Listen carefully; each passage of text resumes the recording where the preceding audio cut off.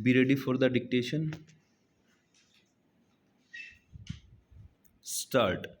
It is partly due to history and partly due to other factors, present day factors of various kinds. These close relations will no doubt develop and we will encourage them to develop, but we do not wish to place ourselves in a position where, politically speaking, we are just lined up with a particular group or bound up to it in regard to our future foreign activities. India is too big a country herself to be bound down to any country, however big it may be. India is going to be and is bound to be a country that counts in world affairs, not, I hope, in that military sense, but in many other senses which are more important and effective in the end.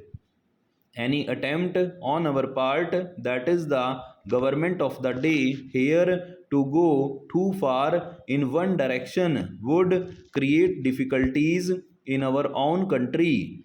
I would be resented and we would produce conflicts in our own country which would not be helpful to us or to any other country. While remaining quite apart from power blocks, we are in a far better position to cast our weight at the right moment in favor of peace, and meanwhile, our relation can become as close as possible in the economic or other domain with such countries with whom we can easily develop them.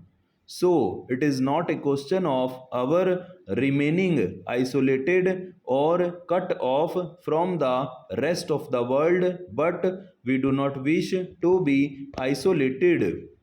Sir, the price situation in our country is only a mirror of the economy as a whole and the policies which are driving the economy. So, there is no use either complimenting our finance minister or running him down.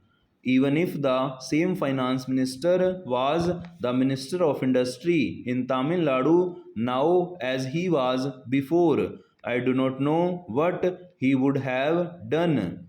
It is not an individual's capacity or efficiency or inefficiency, sir, but it is the policy.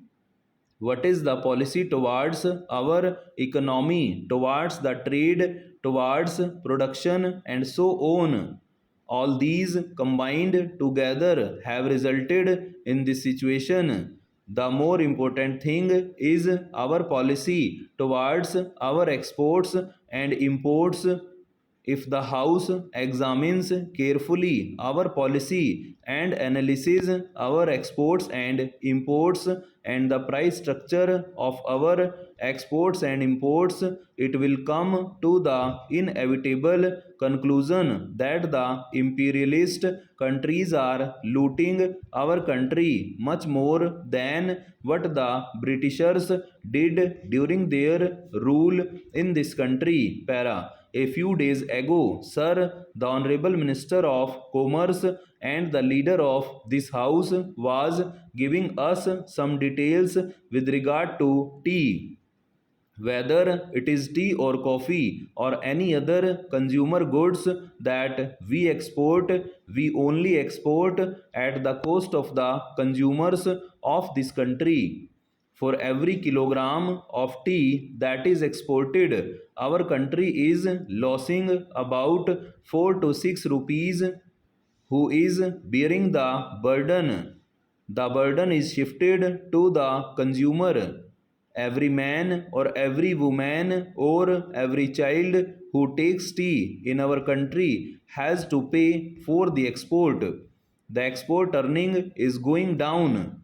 The same is the case with regard to coffee. Para. Now, sir, we are exporting all sorts of things, meat, fish, fruits, everything we export.